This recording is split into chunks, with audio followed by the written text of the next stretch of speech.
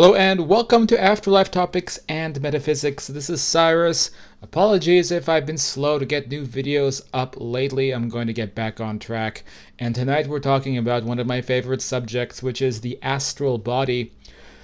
Uh, Basically, it's a kind of a cornerstone to understanding the subject of life after death. And in this video, actually, I'd like, hopefully, for this video to be used by anybody watching if you're in a debate with somebody concerning the nature of the other side, because there's many people who argue that when you die, there is no body that you go into. You become, I guess it's a bit of a redundancy at this point, but the floating orb of light that floats around. And for example, you don't have physical sensation anymore. You don't have access to any of the things that you used to have access to here. In fact, all of the most credible afterlife information out there says the opposite of that. That in fact, when you've moved to this higher frequency dimension, the baseline is very similar to this world, and this is actually one of the more difficult things to comprehend, especially because there's a lot of like very esoteric near-death experiences and psychedelic trips that sort of indicate that this is not the case. But in fact, when you go into direct spirit communication, the topic of the astral body comes up a lot. And that's why it's important to talk about this. It's also important, I think, to share this video with anybody who maybe doesn't have a full understanding of what the subject of an afterlife is really all about. So we're going to talk about, or at least try to take a stab at defining what the astral body actually is, based upon what are essentially hypotheses proposed by me. And now, of course, my name is Cyrus. I do a lot of out-of-body experience, out-of-body travels. Not as much recently, but I think it's because my body has been recovering from the C virus, and it has left me sort of just not really my old self. I get daily strange symptoms, and there's a lot of stress associated with that, sometimes sleeping difficulties, and so I haven't been astral projecting as much lately. But at least before this year, it's been very consistent for since at least 2014, and I really take time out to learn about that condition and try to interview and talk to people that I meet when I'm having astral projection experiences, and to learn, the nuts and bolts of that reality and what it's like.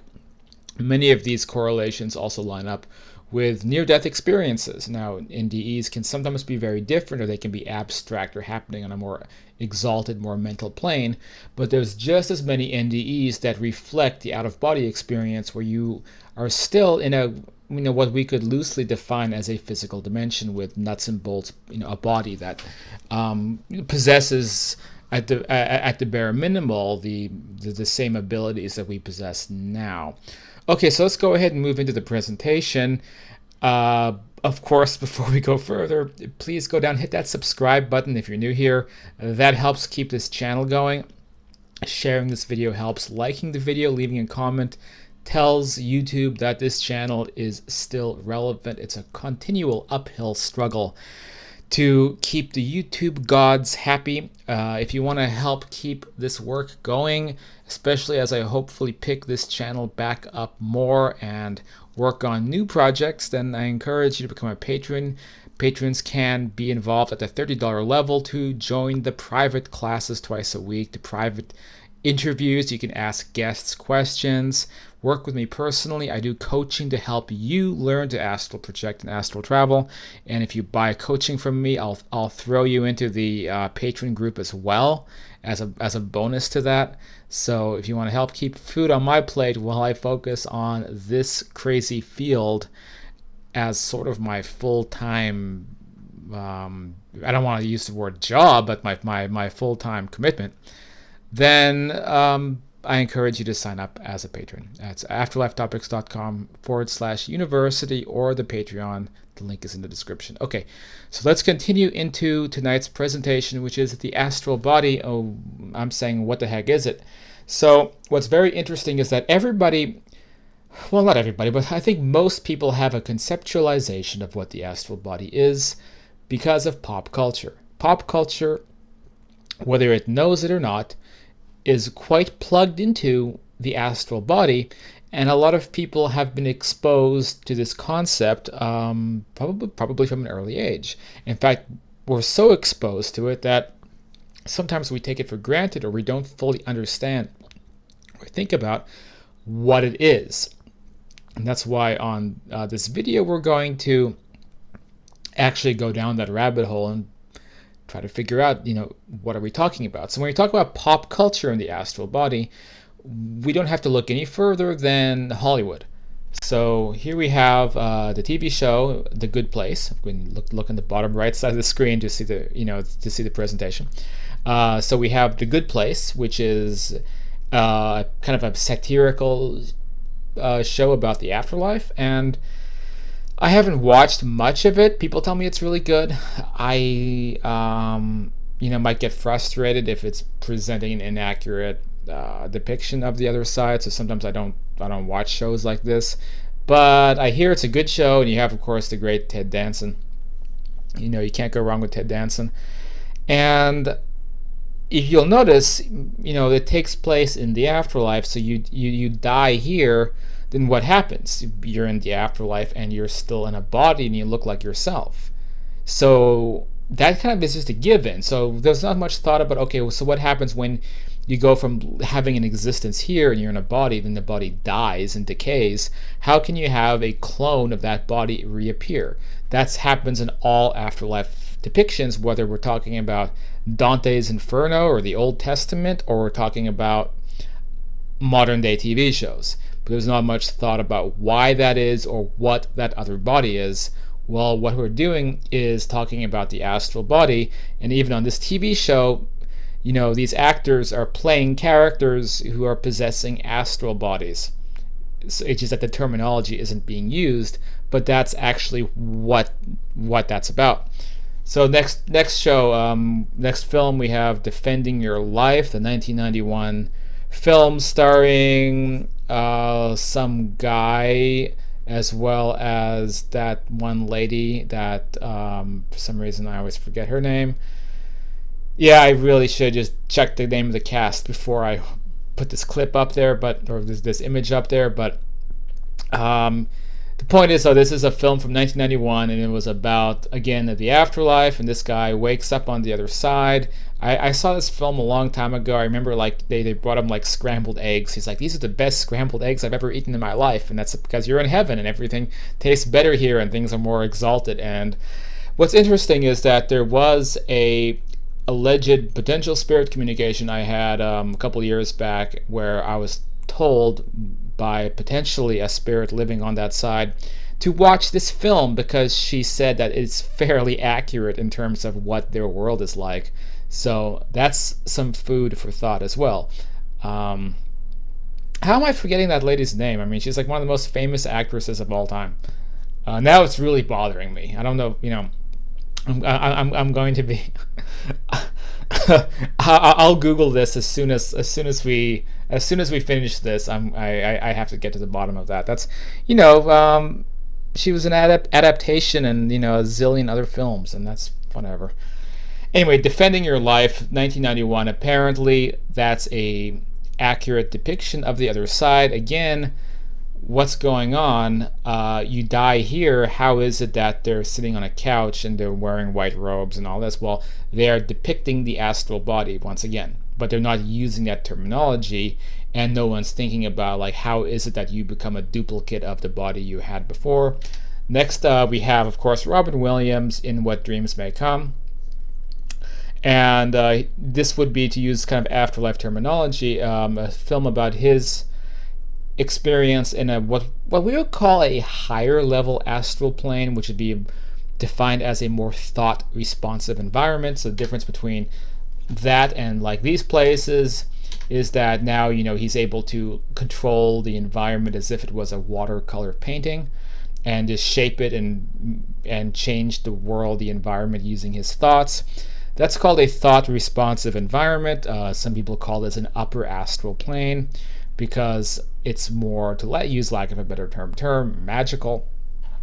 Many people who have NDEs actually bring back memories of these types of places, and so the film was based upon different NDE descriptions. I believe the film was adapted from a book. The book was adapted from people's NDEs to create a kind of like fictional representation of someone's ascent into the afterlife realms. I don't agree with everything in this film, especially towards the end of the film, but nonetheless, I think it was an accurate depiction of what those often very difficult to describe upper astral thought responsive environments are like. I wonder if any of this storyline was taken to heart by Mr. Robin Williams. I don't know if he had a belief in an afterlife. Some mediums have mentioned that post-incarnate Robin Williams was, confused or not aware that he had crossed over, which is usually something that happens to people who are like atheist materialists. But at least in this film, this film, of course, was very afterlife positive and very accurate about what the other side is like or what it can be like. So is this film. So in these, you can be in fantastical environments, or you can be hanging out on a couch with Meryl Streep. That's her name. Frickin' hell. I don't know why I was forgetting that. I do not know that dude's name. But, from this angle, doesn't he kind of look like the guy who plays the Hulk in Avengers? But no, anyway. Next, of course, you have Bill and Ted in Heaven, there with death, and another satirical representation. They're dead, like laying in the desert someplace, but then they duplicate themselves and appear on that side, and now they're in this heavenly environment, which, by the way, was also somewhat of an accurate depiction in the sense that there's a lot of these what we may call hollow heavens, or places where people decide, hey, I'm in heaven, so that means I'm going to wear white and hang out with ancient Greek philosophers to do whatever it is you do in heaven, and all the buildings look like white ivory, and this is, people thinking, well, this is what heaven has to look like, so we're going to build in an environment that matches our cultural expectations for what, quote, heaven is like. But they tend to find themselves a bit let down because the actual density of the environment may be no better than where Meryl Streep and what's-his-face are hanging out on the couch. In a sense, it's very, very Earth-like, very similar to here, but they have this kind of superficial overlay to make it look like heaven, but it's not. Whereas the actual more like quote-unquote heavenly or exalted environments are these higher astral planes where you get people like Robin Williams. So what do all these films have in common? They're all representations of astral bodies, which is to say that you cross over, you die here, you're in a physical flesh and blood body, and then the idea is that you're actually in a physical flesh and blood body in this other dimension. And one of the obvious questions that comes to mind, I think even people watching these films, kind of like a paradox. They're like, well, if you're flesh and blood here, how can you be flesh and blood there? Can you die a second time? There's not like a straightforward answer to that, but what I will say is there is no reason at all to suspect that you're anything but flesh and blood as well when you're in a, quote, astral body. Because what we have to think about, and I think this is the key terminology, is the word duplication. Now, I've referenced before in some videos back about ideas of duplication, or really, creating multiple versions of yourself. And this is a similar concept in the sense a version of yourself is eliminated on this plane of existence, and then it's basically duplicated on almost exact basis into this higher frequency, and that is what we call the afterlife. So duplication is the key terminology in the sense that imagine if your body was exactly duplicated exactly like it is now, and that is often how it is on that side. And how do I know this? Because years of having out-of-body experiences, it really is my same body that appears on that side. It's not like I move into this immediately recognizably different astral form. It's actually exactly like Bill and Ted's Excellent Adventure. It's exactly like, all these films and TV shows, in the sense that I don't like find myself in this exalted state of existence. I'm not an orbital light. I'm not any of those things. I'm exactly Cyrus, warts and all. And I think it's a really important point. I mean, down to like if I had a blemish here, and I go out of body, the blemish will still be there, right? And so there's this relationship between this world and that side where, we're existing here, and we create almost like this template, and then all the data, and kind of using some Tom Campbell way of looking at things, like data and virtual reality, but I do think it really applies. We're taking all the data that's here, and we're cosmically pressing copy and paste, and then poof, and then we're in this other dimension. And that seems to be how it works. On that side, they do not call themselves astral bodies. No one says astral body except us. To them, it's just their body, and they don't really think about it that much. The difference is that when you press copy and paste, let's say you have arthritis, and you have all these issues, and you have hair loss, and you have psoriasis, and your hearing is not so good, your vision is not so good. So the bad news is that based upon my experience, you copy and paste, you have all those issues on that side. So if you have arthritis, you're having an out-of-body experience, you'll still have arthritis. But the good news is that we're going into a different frequency, a higher dimensional mode of existence, where those issues are suddenly much more, as we'd say, thought responsive, because that's the main difference between these different worlds, one of the main differences. So if you have arthritis, and as long as you can pull your head out of the sand and recognize that there is a difference between the body that you had here and the existence you had here, and then how that has changed, then you'll be able to cure those conditions and you won't be susceptible. Unfortunately, people who are not aware that they've crossed over, because based upon their own mental framework, they are susceptible to not only the conditions they had here, but also conditions that can spread or can persist on the astral spectrum, even diseases. I'm aware from numerous experiences that the virus that I caught, and that the whole world and this on the Earth plane is suffering from immensely. A virus is an energy system, and it also has persisted on that side. And there's people, when I've had astral experiences, this year, people are wearing face masks and they don't want to catch the stupid virus. And some people I've spoken to have chuckled about that and basically said, yeah, even here people are worried about the stupid, the C virus. But one person told me it's not as big of a deal as it is here, because on this side, we are much more vulnerable to it, because being this thicker density, we don't have the ability to, for example, go, have it immediately cured through some kind of energy work, or to be able to fix it ourselves or transcend beyond it or anything like that. Whereas on that side they can, but a lot of people don't. A lot of people, even possibly a majority of people, and this is kind of the big crisis that they deal with, that our guides and that higher dimensional beings deal with, is that people on that side are ignorant about their condition, and then they become sick still, or they still suffer from things needlessly. For example, diseases that they can catch, or viruses, or things that should have gone away.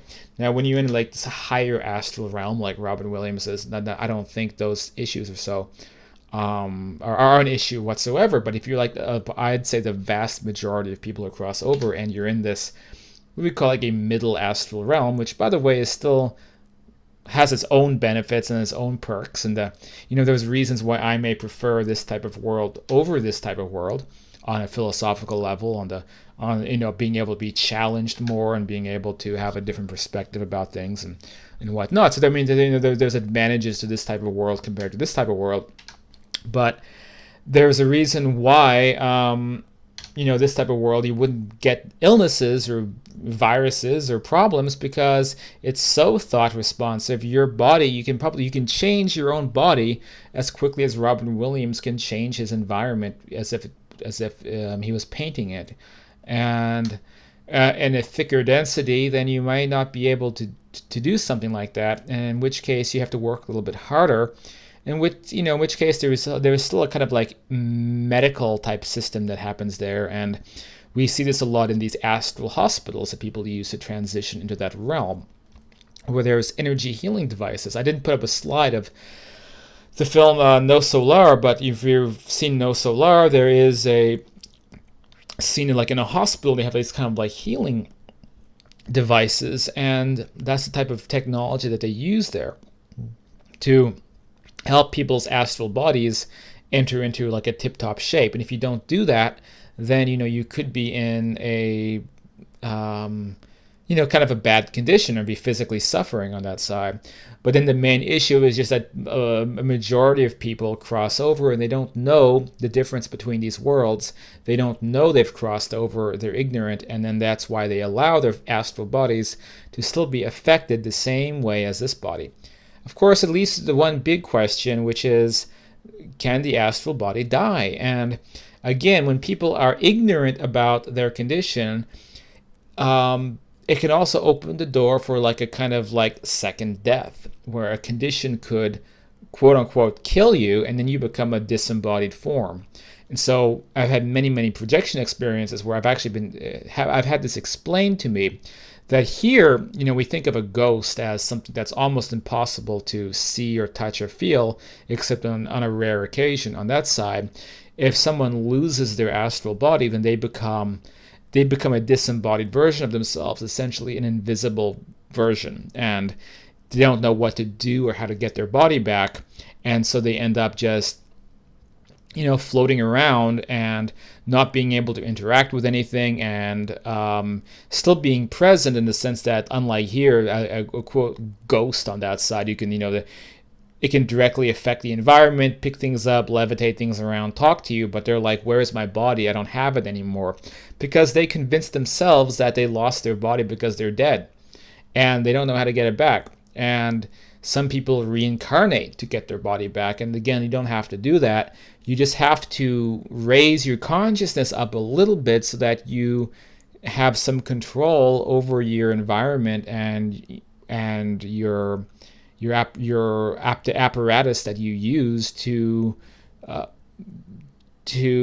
navigate that environment. So if you were to go to the mental state of consciousness that Robin Williams is in, then you could very easily remake that astral body. You're not going to be subjected to something like that.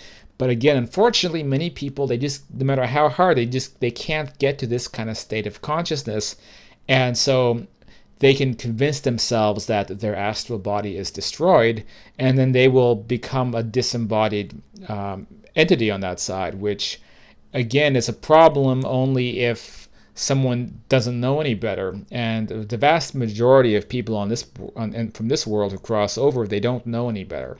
And I'm saying, even if they go into the light, they get a life review, they meet Jesus, whatever it might be, the nature of the human condition is that people forget all of that stuff. They take it for granted, or they have those experiences similar that we hear about in NDEs. Then when it's all over, they end up just like Bill and Ted, and they're back to their old habits in life again. They don't, it doesn't quite stick.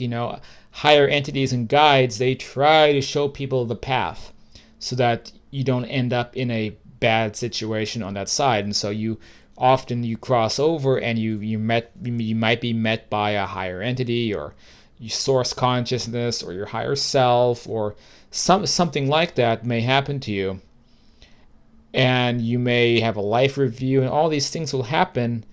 But then when all that's over, in NDEs, they have a cutoff point, right? When all that's over, you end up going back into your old habits again. And then when you're just Bill and Ted on that side again, then again, you're in an astral body, which is very physical and subjected to problems if you're not careful. So what's the main takeaway point?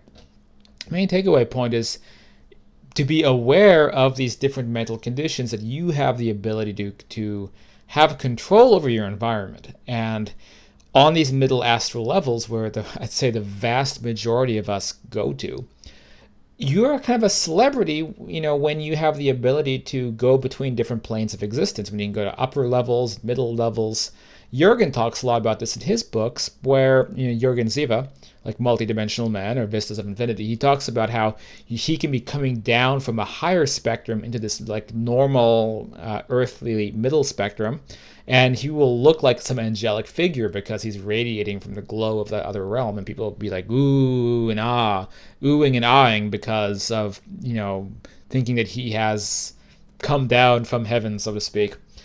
So the point is be aware of these different modes of existence. I did have an experience with my deceased brother a few nights ago, and I was surprised because I questioned him about his passing on this world, and he gave me some very specific details that I didn't know about concerning his death here. And he basically said that his life on that side is so normal and happy and fun that he doesn't think about where he was before or that he had a life here. It's weird to think about a conceptualized idea that he had quote unquote died in this world and now he lives there, but he's very, very aware of it, and I think that's a really good thing. Because he's aware of who he is now and those differences, he can enjoy his life over there almost stress-free because he knows a little bit about how it all works. It also helps that I've probably told him many things about all of this as well since he's crossed over. So he gets it. And if you get it, then you won't have anything to worry about. You'll be able to enjoy all the pluses and all the lovely positive things about that side without falling victim to still thinking that you're subject to diseases and viruses and problems. And you can even help other people who are still having problems like that on that side. So I want to finish this presentation off by actually reading a little bit about what Seth, a very, very famous afterlife communicator, has to say about astral bodies. It's a little snippet, but it's a very important snippet because for one thing, Seth talks about what we're talking about and these specific issues, but also shows you, I think, just how important, how great Seth is as a resource for learning about some pretty vast metaphysical subjects, and how much more I like Seth by comparison to a certain other channeler who basically modeled her whole spiel from Seth, and yet can't really do nearly as good of a job as Seth does at explaining many concepts. If you watch this channel for a long time, you probably know who I'm talking about. So here's Seth. This is chapter 9. Seth speaks. I can't recall which book it was, but anyway, when consciousness leaves the body and is away for some time, then the connection is of course broken. In out-of-body states, the connection still holds. Now it is possible for an individual who has died to completely misinterpret the experience and attempt to re-enter the corpse. This can happen when the personality identified himself almost exclusively with the physical image. So this is an even more extreme example. So you have people living astrally who can't get it through their minds that they don't have to get sick by the C virus or any other disease. That they're still subjecting themselves to that. But this is the even more extreme example when you have people just lingering around the body here, because they're so attached to this particular vessel. Basically ghosts as well, as we would think of it. It is not common, but nevertheless, under various circumstances, such individuals will attempt to reactivate the physical mechanism, becoming more panic-stricken when they discover the body's condition. Some, for example, have wept over the corpse long after the mourners have left, not realizing that they themselves are completely whole, where, for example, the body may have been ill or the organs were beyond repair. They are like a dog worrying about a bone. On the other hand, those who have not over-identified their consciousness with the body completely find it much easier to leave it. Those who have hated the body, though, strangely enough, find that immediately after death they are quite drawn back to it. Strange. Maybe hating your body is also an attachment to a body. Hate, love, these are two sides of the same coin sometimes. All of these circumstances then may or may not occur according to the individual involved. However, after leaving the physical body, this is the key point, you will immediately find yourself in another body. That's what we're talking about. Duplication. You just duplicates yourself onto that side. This is the same kind of form in which you travel in out-of-body projections, And again, let me remind my readers that each of them leaves the body for some time each night during sleep. Yes, I know that for a fact. Maybe one last point is there's a lot of other literature about this. Life in the World Unseen, famous book about the afterlife. Monsieur Benson says that he has a body with bones and sinew and blood. It's a physical body still. And of course, you can just have an out-of-body experience and find that you have all the same sensations, the same organ systems, everything's in place still. Now, to what extent you have to use those organs kind of depends on your less state of consciousness, but you're still using them on a baseline level. And yeah, I mean, if you can go out of body, you will see that, and you can do experiments. So a lot of times, I've just had my physical body here. I've moved my astral body out of it. I can see both hands, and then I do experiments. I take my other hand and pinch it, or sometimes if I'm out of body in my bed, I'll actually feel pins and needles all over my astral body because there's not much blood flow. Like I haven't used it in a while, so like I'll pull my astral body out and I'll be shaking it like this to get the blood back into my arm, and then I have sensation again. So so that's something else to think about. And of course, when you have even people with NDEs, they find themselves as still as a reflection of themselves on that side.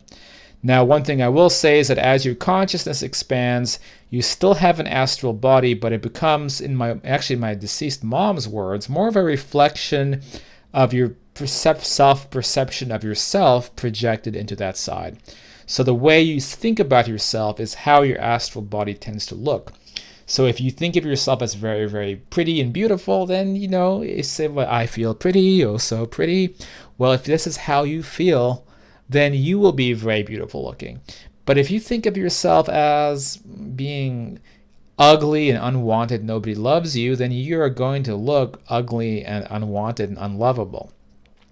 And I do think this kind of happens immediately, but it becomes more and more apparent that your own mental projection of yourself represents and creates that form that you're using on that side. And so again, this is why your thought process is so important. So if you have a low perception of yourself, then your mental projection of yourself, which is your astral body, is going to mimic that in a way. So again, how you think and your mental thought habits are the most valuable thing, whether it's a thick density world like this one, or a thinner density like the astral, or a very thin density world like the upper astral. No matter what, your thought processes can really change things. And I will say, I even believe on this world, the way you think about yourself internally can project your physical appearance. I've seen people in real time, like their faces almost change depending upon their inner thought processes. And it's very weird to see that happen, but I've seen it, I believe it, even though I cannot prove it. You get involved at afterlifetopics.com. We have a book like Understanding Life After Death or the Afterlife and Beyond. If you want to learn more about these subjects, join the Facebook group, Afterlife Topics and Metaphysics, or work with me personally, grab a coaching session. All that helps keep this show on the road. Thanks for watching this, and again, I hope you share this with people who may be confused about the nature of who and what we are on that side. All right, well, I guess that's it for this video, and I guess I'm out of here. I hopefully have some more topics coming up soon, and I guess that's it. I want to actually say goodnight and say goodnight to Tango the dog. Hello, Tango. Hello, Tango. Yes, dogs also get astral bodies. Hello, Tango. All right, I'll see you guys soon.